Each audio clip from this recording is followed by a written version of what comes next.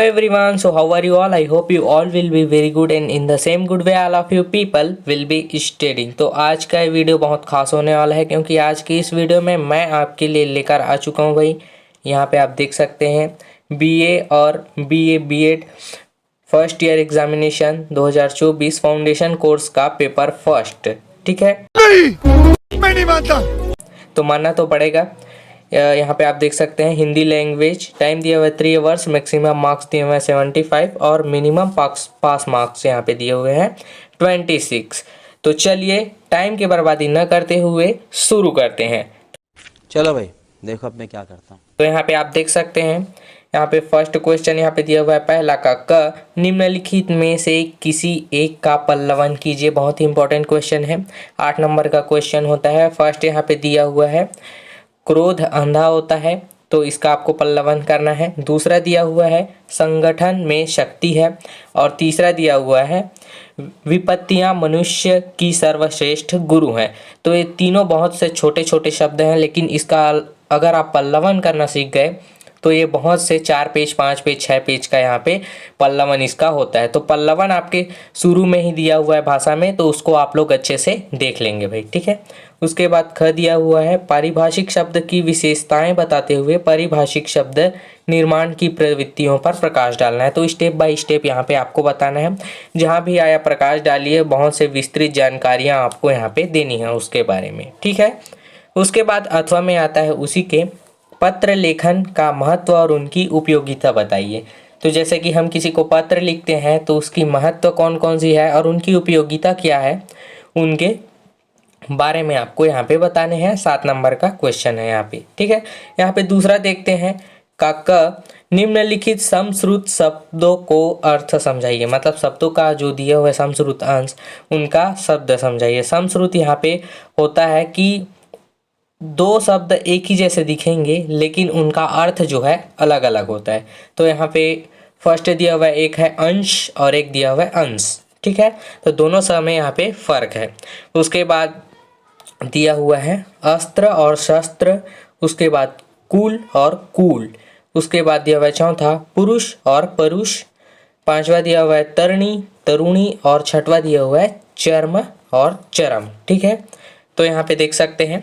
उसके बाद उसी के अथवा में दिया हुआ है निम्नलिखित शब्दों के अनेकार्थी शब्द लिखिए कोई 4। ठीक है, तो यहाँ पे 4 को यहाँ पे उसका भी 4 ही करना है आपको और यहाँ भी 4 ही करना है। तो पहला दिया हुआ है अनेकार्थी शब्द लिखना है जलज, दूसरा लिखना है यहाँ पे भवन, तीसरा यहाँ पे दिया हुआ है वर, चौथा दिया हुआ है घन और पांचवा दिया हुआ है हरि, छठवा यहाँ पे कुंभ। तो इन शब्दों का आपको अनेकार्थी लिखना है, कोई 4 लिखने हैं। बहुत से सरल सरल शब्द आते हैं, उनमें से आप अपने सिलेबस से देख सकते हैं कि कौन कौन से शब्द इनमें से आते हैं। ठीक है, तो इनके सभी का अनेकार्थी शब्द यहाँ पे लिखना है।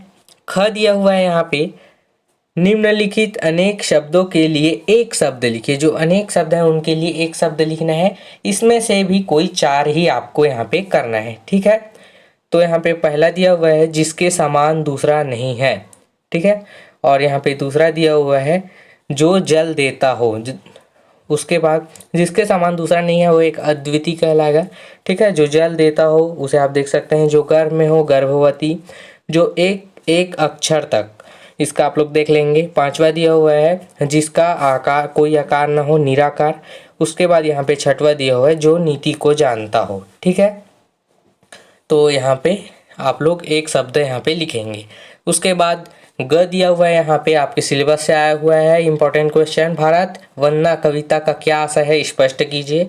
आता ही आता है, इसको आप लोग अच्छे से तैयार कर लेंगे भाई। ठीक है, उसके बाद यहाँ पे तीसरा क, देवनागरी लिपि के विकास पर सागरभीत निबंध लिखिए। ये आपके भाषा से आया हुआ क्वेश्चन है और देवनागरी की लिपि का जो यहाँ पे इतिहास है उसके बारे में यहाँ पे सागरभीत आपको निबंध लिखना है या फिर विकास इवोल्यूशन पर आपको यहाँ पे आधारित करना है इसको। ठीक है, उसके बाद अथवा में दिया हुआ है उसी के संक्षेपण की परिभाषा देते हुए संक्षेपण की विशेषताएं लिखिए।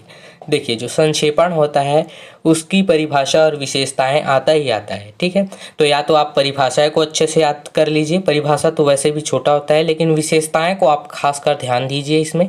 ठीक है, उसके बाद आपका इम्पोर्टेंट क्वेश्चन, भोलाराम कि जीव व्यंग की रचना का उद्देश्य लिखिए। ठीक है, हरिशंकर परसाई जी ने यहाँ पे इसकी रचना की है। व्यंगकार बहुत बड़े व्यंगकार हैं जिन्होंने इसकी रचना की है, भोलाराम का जीव। तो इसके बारे में आप लोग देख लेंगे भाई। ठीक है, उसके बाद चौथा आता है क कंप्यूटर क्या है, कंप्यूटर सिस्टम की विशेषताओं पर प्रकाश डालिए। ठीक है, तो ये आता ही आता है, आपको आगे चलकर भी काम आएगा, तो इसको आप अभी से तैयार कर लीजिए। तो कंप्यूटर का है फर्स्ट, व्हाट इज कंप्यूटर। उसके बाद कंप्यूटर सिस्टम की विशेषताओं पर आधारित बताइए, मतलब इंपॉर्टेंस ऑफ कंप्यूटर सिस्टम। ठीक है, तो उसके बाद अथवा में दिया हुआ है उसी के कंप्यूटर में हिंदी के अनुप्रयोग पर प्रकाश डालिए। तो कंप्यूटर में हिंदी का अनुप्रयोग मतलब उसकी विशेषताएं क्या है और जो उसमें प्रयोग करते हैं उसके फायदे क्या हैं, इस पर आपको प्रकाश यहाँ पे डालना है। ठीक है, उसके बाद ख दिया हुआ है स्वामी विवेकानंद जी ने भारत में शिक्षा प्रसार पर किस प्रकार के सुझाव दिए हैं, स्पष्ट कीजिए।